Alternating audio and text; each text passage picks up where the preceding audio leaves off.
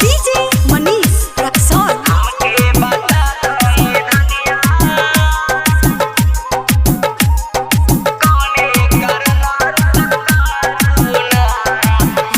Recording studio Dhanaha.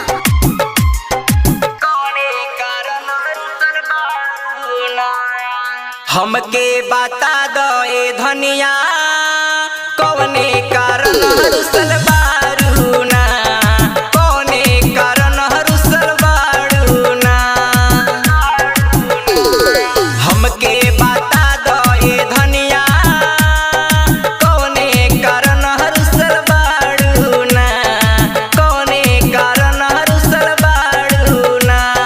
के हवे मारल के गरियावल हमरा से तनी बता दो ना। हमके बता दो ए धनिया कौने कारण रुसल बारूना, कौने कारण रुसल बारूना। डीजे मनीष रक्सौल हमके बता दो ए धनिया कौने कारण रुसल बारूना।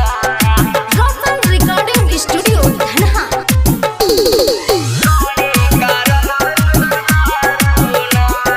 लागता मोर भौजी तोहरा के गरियौली अखिया से लोरवा गिरता तोहार।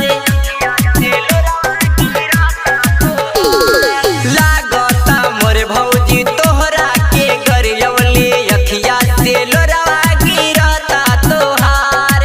पोछ तू लोरवा हमके बताव माई कुछु कहली ह का। हमके बता दो ए धनिया कौने कारण रुसल बा